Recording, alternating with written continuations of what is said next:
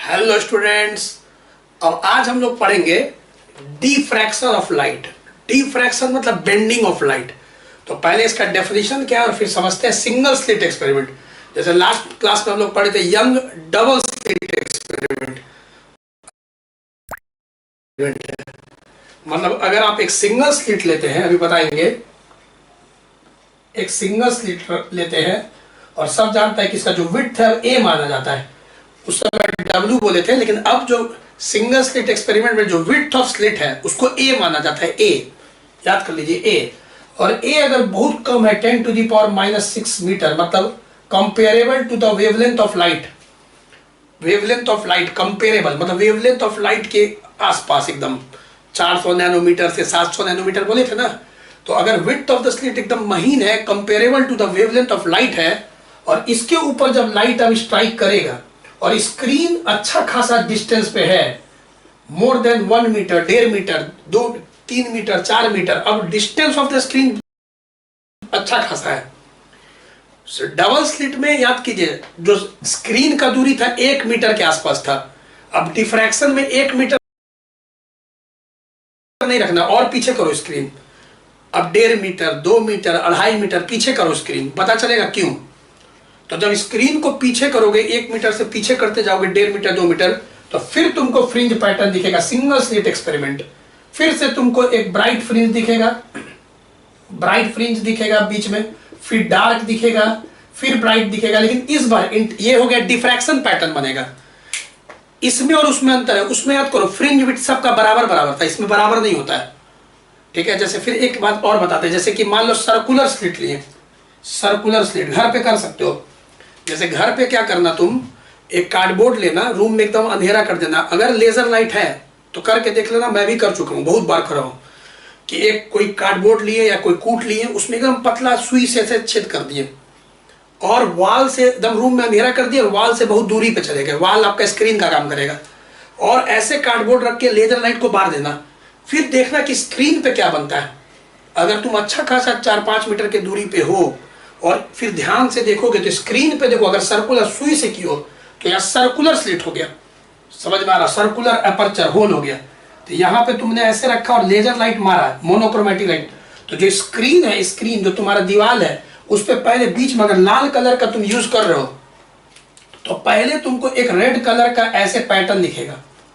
फिर उसके बाद फिर रेड कलर का पैटर्न थोड़ा दूर पे, फिर थोड़ा दूर पे रेड कलर का पैटर्न दिखेगा और बीच में अंधेरा दिखेगा। ये पूरा डार्क वाला जोन है, ये पूरा डार्क वाला जोन है।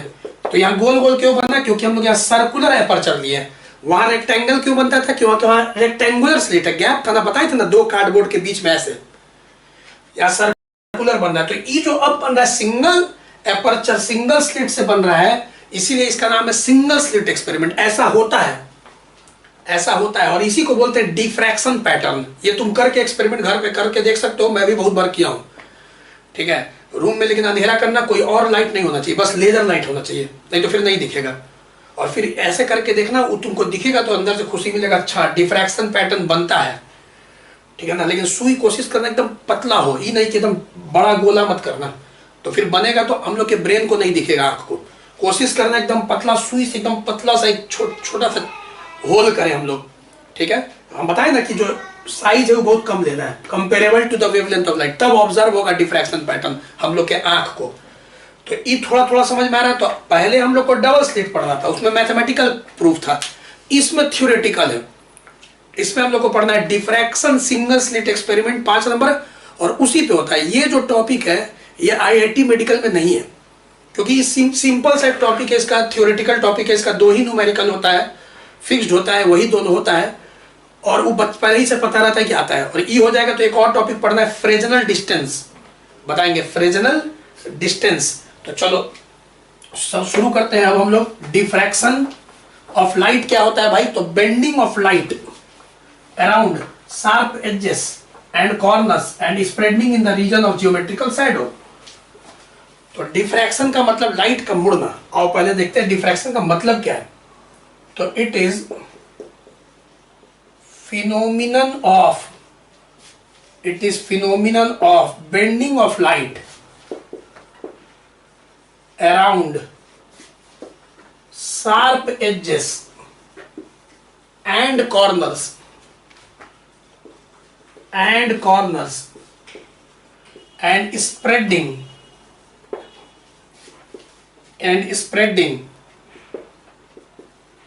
in the region of geometrical shadow। पहले एकदम याद कर लो, ठीक है ना, कि it is a phenomenon of bending of light around sharp edges and corners and spreading in the region of geometrical shadow। अब आओ समझो इसको।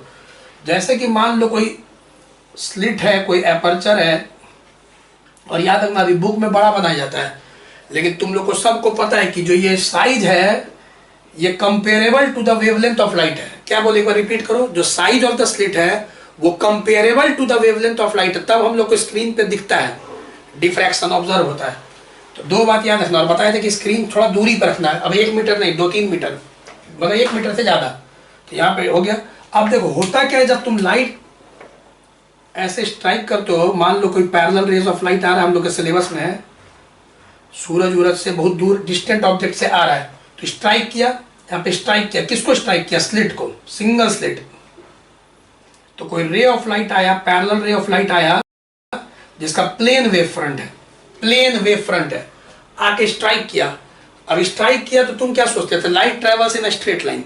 तुमको लग रहा होगा कि लाइट एकदम सीधा यहां तक जाएगा और फिर यहां तक जाएगा, मतलब ए और बी में लाइट होगा, ए और बी के बीच में, और ए के ऊपर अंधेरा शैडो, बी के ऊपर अंधेरा शैडो। तुम तो यही सोचते हो कि light travels in a straight line, लेकिन एक्चुअली जब तुम स्क्रीन को थोड़ा पीछे रखते हो, तो ये समझ, सुनते रहना ध्यान से। अगर पास रखोगे ना स्क्रीन को तो ठीक है, यही होगा। अगर इस स्क्रीन को यहां रखा जाए तो एकदम यहां तक जाएगा और ए और बी के बीच ही में लाइट होगा। लेकिन फिर स्क्रीन को धीरे धीरे तुम पीछे जब करोगे तो देखोगे क्या कि लाइट का तुमको बेंडिंग दिखेगा, ऐसे तुमको क्या दिखेगा, और इसी में फ्रिंज बन जाएगा। अब लाइट घुस चुका है अंधेरा वाला इलाका में, ए के ऊपर होना चाहिए था शैडो, लेकिन अब ए और ए डैश के बीच में भी लाइट आके फ्रिंज बनता है, और बी और बी डैश के बीच में भी लाइट घुस गया और फ्रिंज बनता है। इसी को बोलते हैं डिफ्रैक्शन, कि जहां होना चाहिए था शैडो वहां भी लाइट घुस गया है, टकरा के, किससे, शार्प एज एंड कॉर्नर से। कॉर्नर पे लाइट आया, टकराया और शैडो वाला इलाका में घुस गया। इस फिनोमिनन को कहते हैं डिफ्रैक्शन, जो कि तुम लेजर लाइट से करोगे तो देखोगे कि वॉल पे एक गोला बनेगा, तो तुम खुद सोच में पड़ जाओगे कि होल है इतना छोटा सा, तो वॉल पे इतना बड़ा गोला कैसे बन गया लाइट का, और फिर फ्रिंज बन गया। तो जरूर कहीं ना कहीं लाइट जब स्ट्राइक किया होगा, किसको स्ट्राइक किया होगा, दैट इज द वर्ड।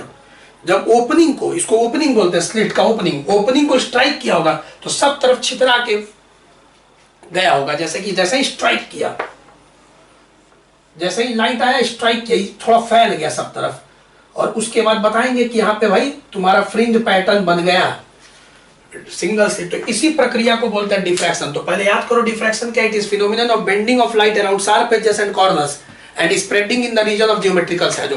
तो बी के नीचे शैडो होना चाहिए था, लेकिन उसमें भी लाइट एंटर कर गया।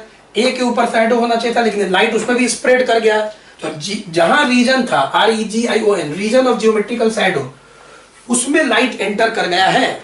ठीक है, अब कॉज ऑफ डिफ्रैक्शन पैटर्न, जो डिफ्रैक्शन पैटर्न यहां बनता है इस समय, जैसे ब्राइट डार्क, उसका कॉज क्या है। तो cause of diffraction pattern,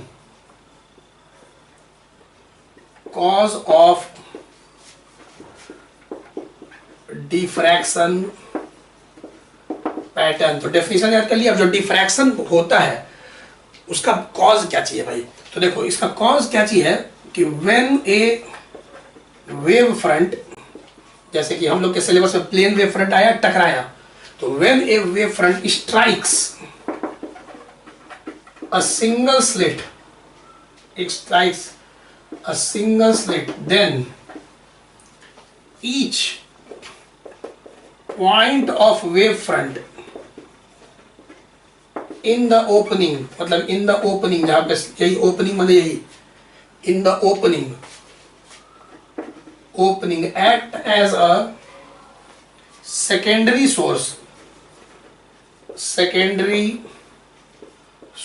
of light। ये तुम लोग को पता है, कहां से पता है, हाइजेंस प्रिंसिपल, याद है ना हाइजेंस प्रिंसिपल। जहां पे हम लोग क्या बोलते थे, लाइट आया आया स्टैचू। अब मान लो यहाँ पे स्टैचू बोले तो इसका हर पॉइंट, जो ओपनिंग का हर पॉइंट है वो एक सेकेंडरी सोर्स ऑफ लाइट है, एक फ्रेश सोर्स ऑफ लाइट है, एक काल्पनिक सोर्स ऑफ लाइट है।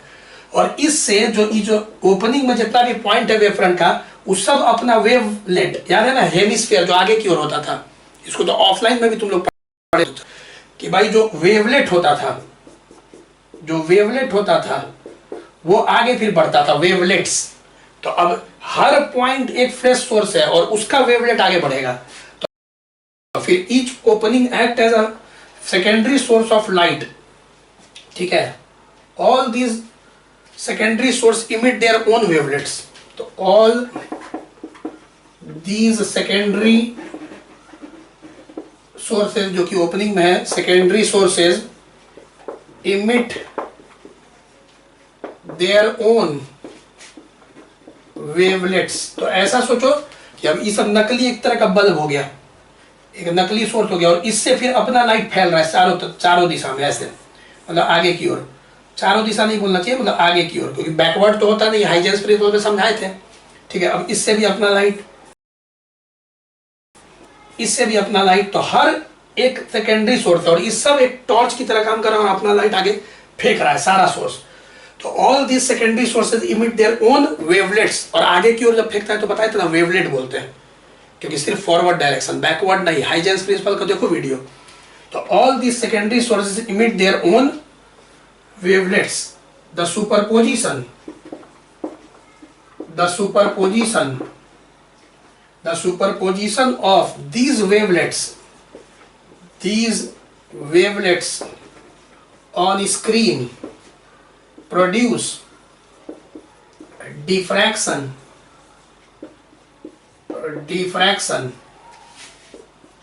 Pattern.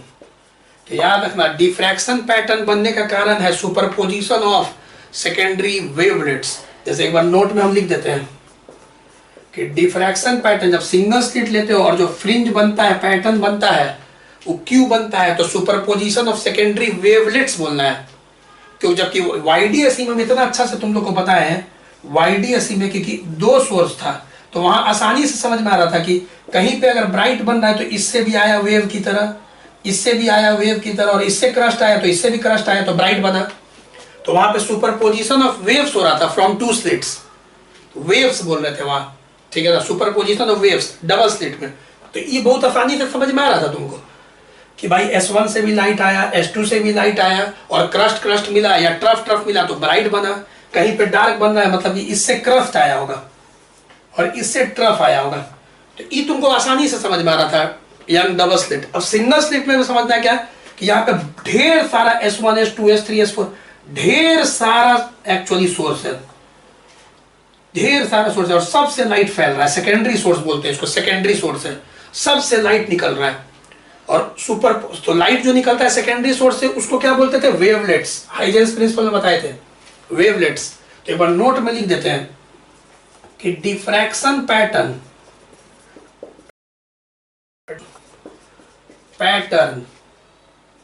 in single slit experiment is formed due to superposition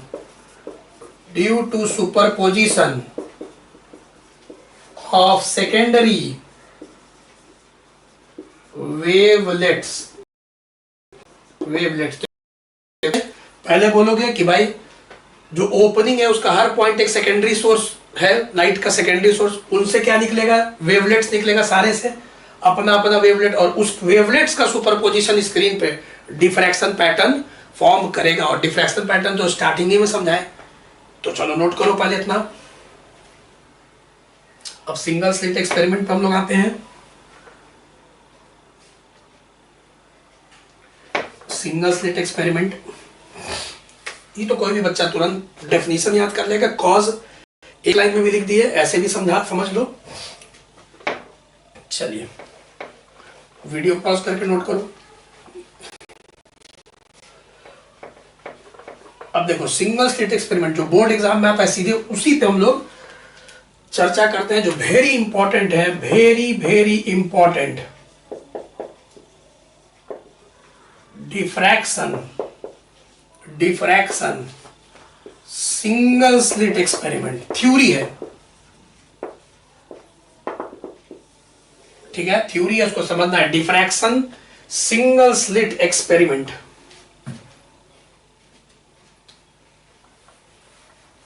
चलो,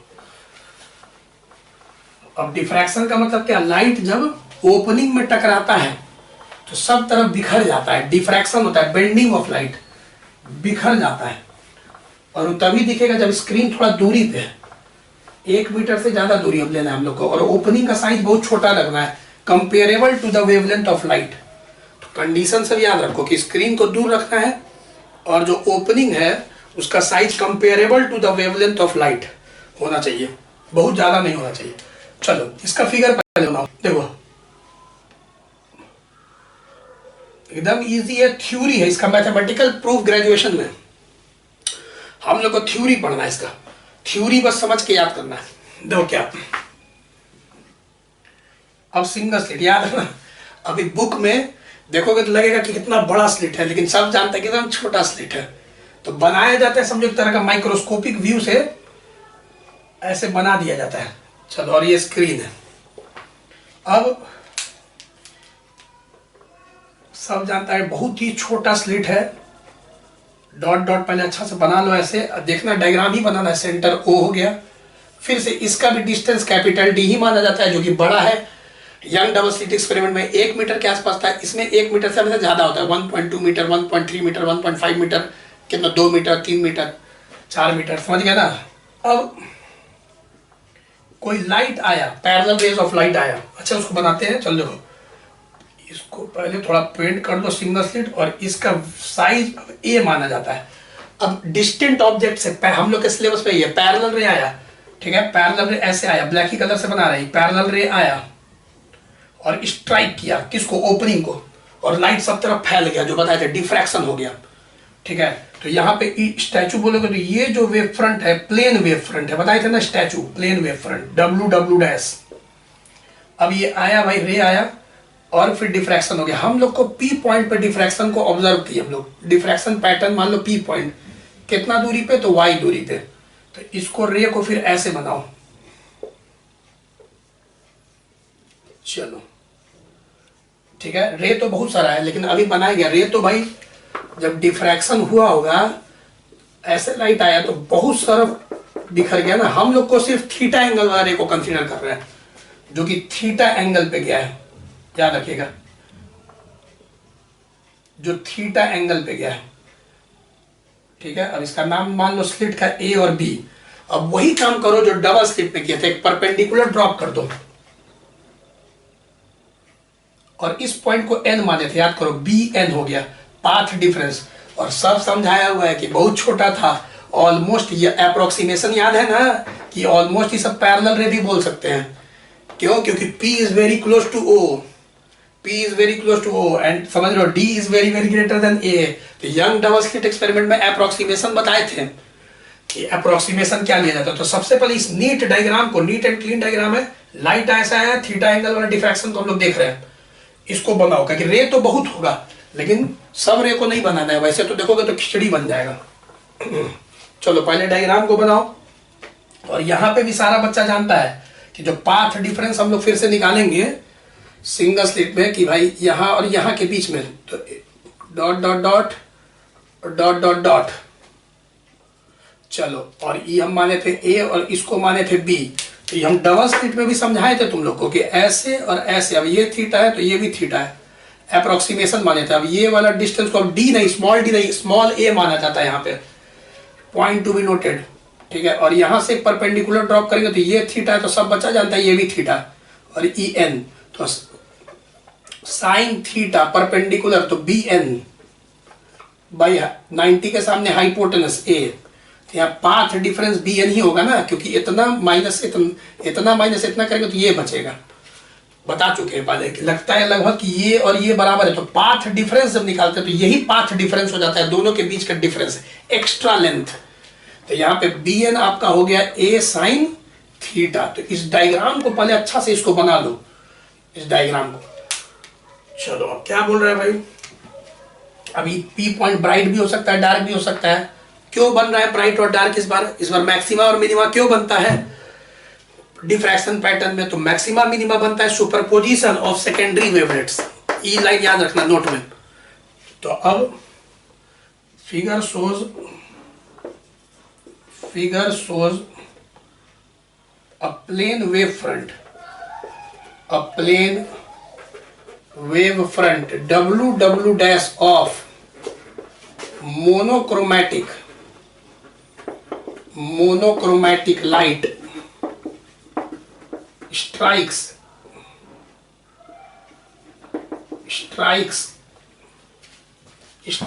a single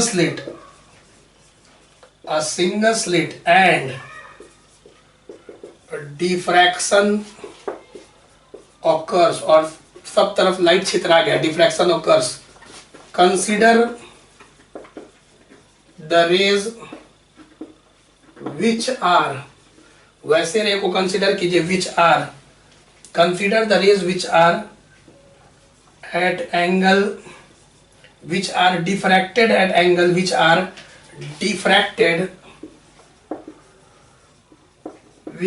diffracted at angle theta. अब the path difference, ठीक है, the path difference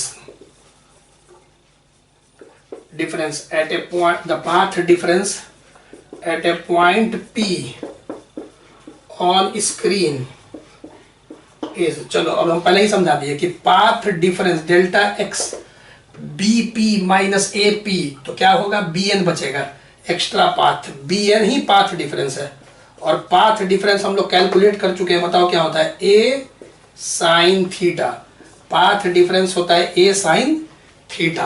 तो यहां तक पहले नोट्स को, फिगर को, डायग्राम को बनाओ और फिर यहां तक पहले लिखो। अब हमको जगह चाहिए, वीडियो पॉज करो और पहले इसको नोट करो। अब हम लोग पढ़ेंगे क्या क्या, condition for maximum, condition for minimum और विड्थ ऑफ सेंट्रल मैक्सिमम।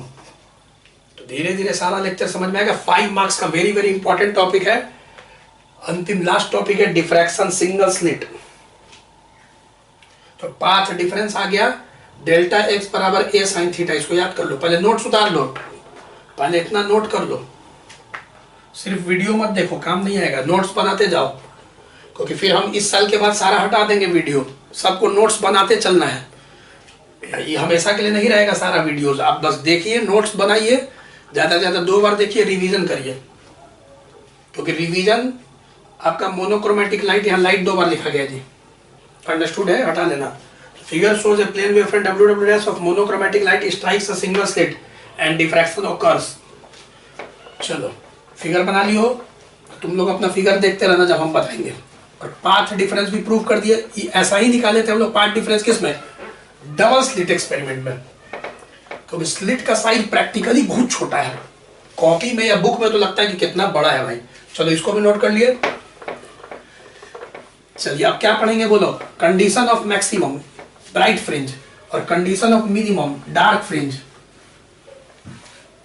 ठीक है, और सेंट्रल मैक्सिमम। तो देखो अब इसमें याद करना है, थ्योरेटिकल है ये, ठीक है। अब इसमें है तुम्हारा पहला जो केस है, कंडीशन फॉर मिनिमा, ठीक है, या डार्क फ्रिंज बोल सकते हो, जो मिनिमा बन रहा है, मतलब मिनिमा बने डार्क फ्रिंज। तो इसके लिए याद करना है, जो पाथ डिफरेंस है वो ध्यान देना, पाथ डिफरेंस है n लैम्डा मिनिमम के लिए। उल्टा हो गया, कोई बोलेगा कि sir young double slit experiment में यही कंडीशन मैक्सिमम का था, लेकिन डिफ्रैक्शन सिंगल स्लिट, जब सिंगल स्लिट आ गया था, जो मैक्सिमम का कंडीशन वहां था वो मिनिमम का आ गया, कंडीशन पलट जाएगा यंग डबल स्लिट और सिंगल स्लिट का। तो पाथ डिफरेंस n लैम्डा, और सब जानता है कि इसी को हम लोग ऐसे लिख सकते हैं, path difference 2n lambda by 2। बताते हैं इसको कैसे लिया, इसको अपने से 2 लगा सकते हैं कि नहीं। तो यहाँ पे पाथ डिफरेंस यहाँ पे क्या आएगा जी, a sine theta is equal to n lambda. तो ये अपने नीचे गया, और इसको ऐसे भी लिख सकते हैं। तो यहाँ पे बोल रहा है ना कि अगर हम लोग n को 1 मानते हैं, मान लो, तो अगर n को 1 मानते हैं तो पाथ डिफरेंस क्या हो जाएगा, ट्वाइस लैम्डा बाई 2। तो बोलता है कि the slit can B divided, पहले लिखते जाओ, can be divided into two parts. Slit को दो पार्ट में डिवाइड कर दो, each emitting,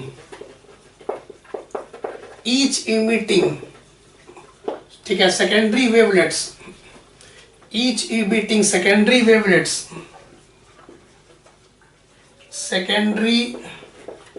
wavelets which are out of phase.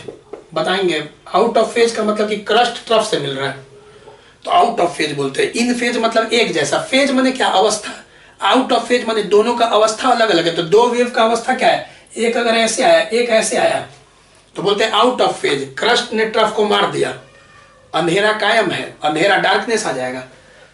तो जो बच्चा समझ चुका है पहले से उसको कोई दिक्कत नहीं होगा जो शुरू से वीडियो देख रहा है। तो अभी समझाएंगे इसको और अच्छा से। Two parts each emitting secondary wavelets which are out of phase, hence the wavelets cancel each other producing minima at the point।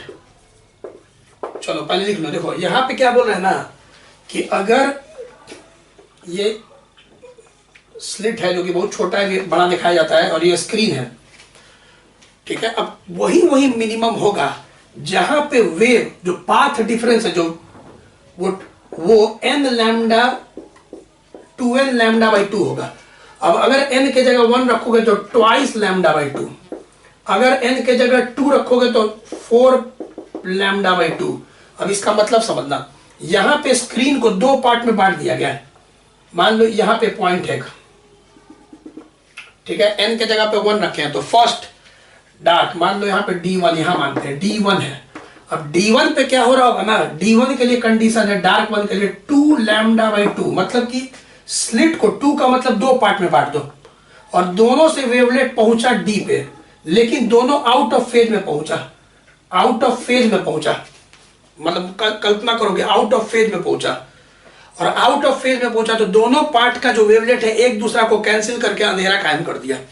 यही अगर मान लो कि हम लोग सेकेंड डार्क का बात करते हैं तो 4 लैम्डा बाई 2, तो अब स्लिट को ही 4 हिस्सा में बांट देना है। स्लिट को 4 हिस्सा में, 1 2, 1 हिस्सा, 2 हिस्सा, 3 हिस्सा, 4 हिस्सा, और ये चारों हिस्सा से वेवलेट पहुंच रहा है, ठीक है। और चारों हिस्सा lambda by 2 out of phase है, मतलब 2 हिस्सा क्रस्ट है तो 2 हिस्सा ट्रफ है, दोनों चारों एक दूसरा को मार के डार्कनेस प्रोड्यूस कर रहा है। अब कोई बच्चा बोलेगा सर ये ऐसे कैसा कंडीशन है सर कि भाई पहले बोले आप यहाँ पे कि स्लिट को 2 हिस्सा में बांट दो, फिर आप बोल रहे हैं यहाँ पे स्लिट को 4 हिस्सा में बांट दो, फिर आप ऊपर जाइएगा तो बोलिएगा कि स्लिट को 6 हिस्सा में 2 3 या 6 हिस्सा में बांट दो। देखो ऐसा क्यों है, बहुत बच्चा जब थ्योरी पढ़ता है रेफरेंस बुक में प्रदीप वगैरह पढ़ता है सोचता है कि ऐसा कैसे हो जाएगा कि एक ही स्लिट को कभी 2 हिस्सा में बांट दो, कभी 3 हिस्सा में बांट दो, कभी 4, कभी 5, कभी 6, और डार्क के लिए भाई 2 4 6 ऐसा आ जाएगा कि 2n लिख दिए। देखो ऐसा इसलिए है क्योंकि अगर यहां पे तुम अपने आंख से देखोगे और यहां पे तुम अपने आंख से देखोगे, सोचो तुम कल्पना करो, तो ऑब्वियस है इस पॉइंट का दूरी स्लिट से ज्यादा है, तो यहां पे ज्यादा नंबर ऑफ वेवलेट पहुंच रहा होगा, यहां से ज्यादा नंबर ऑफ वेवलेट पहुंच रहा होगा, और यहां पे अगर तुम्हारा आंख है तो और ज्यादा वेवलेट इसी से। तो यहां से देखोगे, यहां से देखोगे, यहां से 3 ऑब्जर्वर है तो कॉमन सेंस से ये वाला ऑब्जर्वर बोलेगा कि हमको ज्यादा वेवलेट इस स्लिट से पहुंच रहा है, ये वाला ऑब्जर्वर बोलेगा हमको कम वेवलेट पहुंच रहा है, कॉमन सेंस है। और जैसे जैसे और दूरी बढ़ते जाएगा तो यहां पे जो ऑब्जर्वर बोलेगा कि हमको, और क्योंकि जैसे जैसे बढ़ते जाएगा दूरी नंबर ऑफ वेवलेट्स बढ़ते जाएगा, नंबर ऑफ वेवलेट्स बढ़ते जाएगा। इमेजिन करना ही सब अज्यूम्ड अजम्पशन पे पढ़ाई है कि भाई नंबर ऑफ वेवलेट्स बढ़ते जाएगा। यहां से देखोगे तो यहां डिस्टेंस कम है तो नंबर ऑफ कम में वेवलेट आएगा। तो अब ऑब्वियस है कि यहां पे हम लोग मानते हैं कि यहां से कम आ रहा है तो 2 ही पार्ट में बांट रहे हैं, यहां पे और ज्यादा वेवलेट आ रहा है तो हम लोग स्लिट ही को मान लेते हैं कि 4 पार्ट में है, चारों पार्ट से आ रहा है। जब यहां से और ज्यादा, इसी से भाई यहां ज्यादा नंबर ऑफ वेवलेट्स आ रहा है क्योंकि ओपनिंग ही पे था भाई, डिफ्रैक्शन हुआ है, और यही पर आप बोले थे कि सब सेकेंडरी सोर्स है S1 S2 S3 S4, each point of wave front act as a fresh source of secondary which is spread out with the speed of light in that medium, Huygens principle. तो opening का हर point एक secondary जो wavelet भेज रहा है, और यहाँ पे वेवलेट थोड़ा कम होगा, यहाँ पे इसके कंपैरिजन में ज्यादा, फिर और ज्यादा। तो ये वाला देखेगा कि भाई 2 पार्ट में, ये वाला देखेगा 4 पार्ट में, ये वाला देखेगा 6 पार्ट में। इसीलिए स्लिट पे कंडीशन है। या कंडीशन किस पे है? स्लिट पे। बोलो मेरे साथ, कंडीशन किस पे है? स्लिट पे है। ध्यान से समझना, क्योंकि फिर अपने से पढ़ोगे प्रदीप वगैरह नहीं समझ में आएगा। थ्योरी है ये कि स्लिट पे कंडीशन क्यों है, क्योंकि स्लिट ही से वेव आ रहा है और डिफरेंट डिफरेंट वेवलेट्स आ रहा होगा। जैसे जैसे दूरी बढ़ेगा नंबर ऑफ वेवलेट्स भी बढ़ेगा। तो कंडीशन यहाँ स्लिट पे है। चलो पहले इसको नोट करो।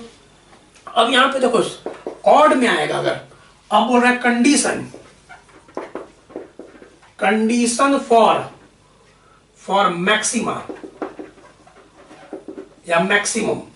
मैक्सिमम माने क्या? Bright fringe.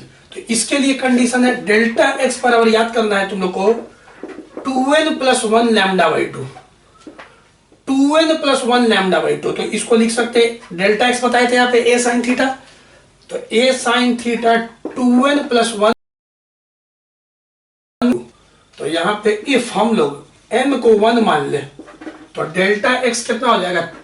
2 + 3 λ/2। तो बताओ स्लिट को कितना, कंडीशन स्लिट पे कितना हिस्सा में बांट दिया उस पॉइंट के लिए? 3 हिस्सा में, और तीनों से आ रहा है आउट ऑफ फेज। अब तीनों एक दूसरा का मर्डर करना चाहता है, लेकिन एक ही का कर सकता है। एक अगर मान लो 2 को क्रस्ट आ रहा है तो 1 को ट्रफ आ रहा है ऐसे, तो भाई 1 को क्रस्ट 1 को ट्रफ को मारेगा, 1 को जो बच जाएगा लाइट, वो तो एक ही का मर्डर कर सकता है। आ रहा है 3, तो फिर एक जो बच जाएगा पार्ट से जो वेवलेट्स, वही प्रोड्यूस कर देगा लाइट मैक्सिमम। तो यहां पे देखो कंडीशन कैसे है। द स्लिट पे कंडीशन है the slit can be assumed, the slit can be assumed लिखना जरूरी था यहां पे भी।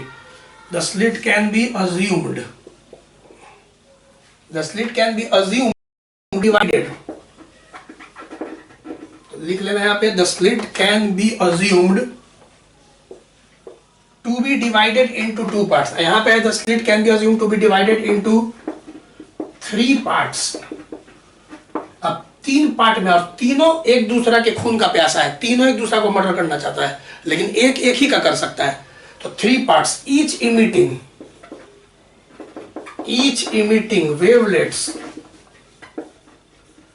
which are out of phase.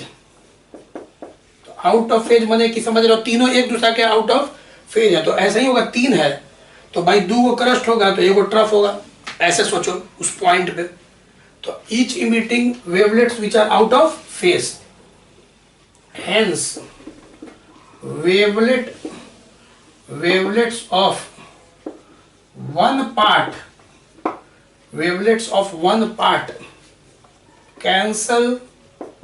cancel the wavelet of other part. The remaining one part, the wavelets of remaining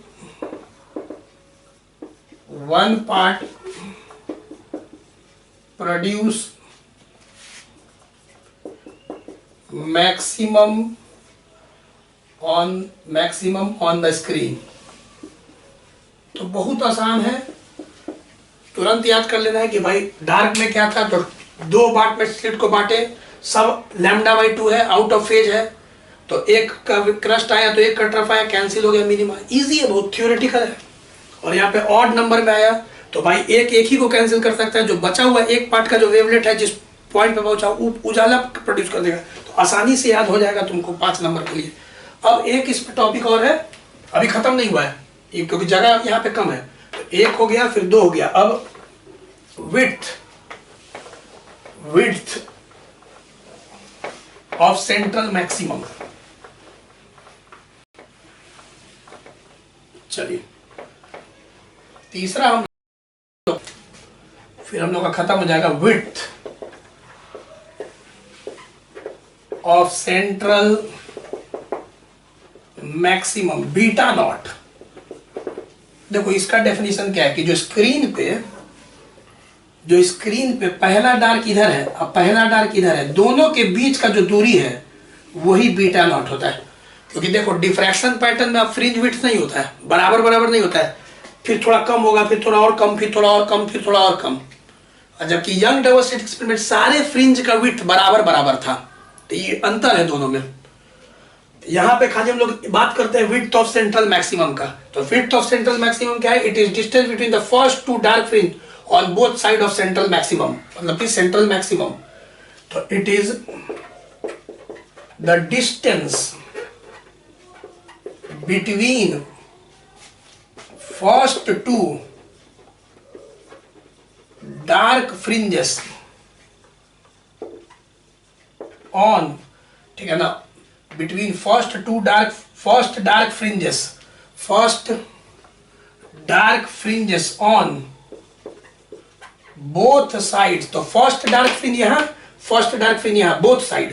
तो first dark fringes on both sides of centre of screen.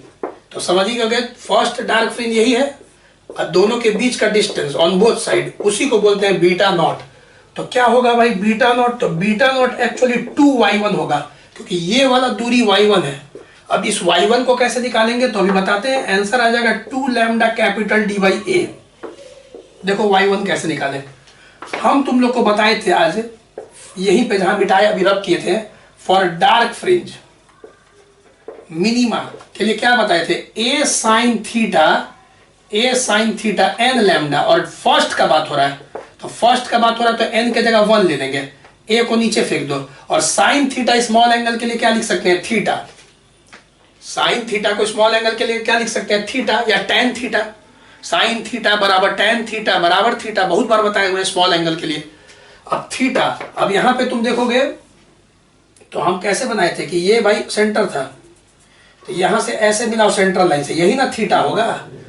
इसको angular fringe with YDSE में बताए थे। तो अब ये distance है d, अब tan थीटा बोलो चाहे जो बोलो, परपेंडिकुलर जो y1 है, अब बेस जो d है, तो हम लोग थीटा के जगह रख सकते हैं y1 बाई d।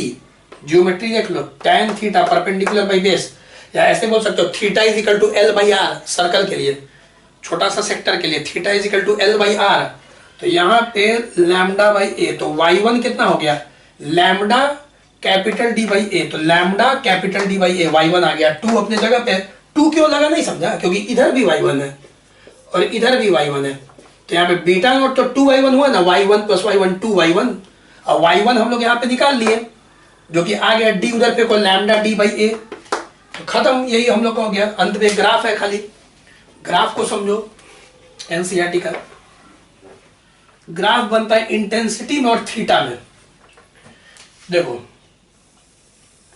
ग्राफ बनता है इंटेंसिटी में थीटा में। थीटा समझ रहे हो, सेंट्रल लाइन से थीटा ऐसे ऐसे ऐसे बढ़ते जाता है, ऊपर भी है नीचे भी। तो चलो अब इंटेंसिटी आई है, अब देखना कैसे ग्राफ आएगा। YDSE में किसको किसको याद आ रहा है? ग्राफ बनाए थे ऐसे आया था, सबका बराबर था हाइट, कॉस स्क्वायर थीटा का ग्राफ बना था YDSE में। यहां पे देखो इंटेंसिटी का फॉल हो जाता है, यहां पे इंटेंसिटी फॉल हो गया। देखो कैसे इंटेंसिटी कम होते जा रहा है, फीका होते जा रहा है फ्रिंज। सेंट्रल फ्रिंज का इंटेंसिटी ज्यादा है, लेकिन उसके बाद यहाँ पे थीटा में ग्राफ बना है, तो यहाँ पे डार्क वाला को देखो, सबको डार्क वाला को, तो यहाँ पे डार्क वाला आ जाएगा थीटा लैम्डा बाई a। फिर यहाँ पे 2 रखेंगे सेकेंड डार्क के लिए, तो 2 लैम्डा बाई a। फिर थर्ड डार्क के लिए n की जगह 3, तो 3 लैम्डा बाई a। समझ गए ना एनसीईआरटी ऐसे कैसे लिखा है? 4 lambda by a।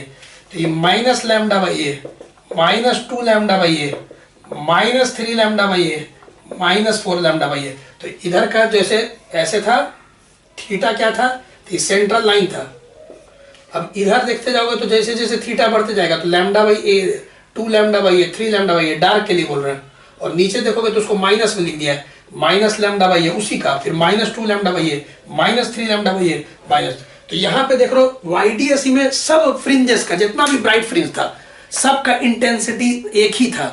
All the fringes have same intensity 4I0 उसमें। लेकिन सिंगल स्लिट एक्सपेरिमेंट में all the fringes have different intensity.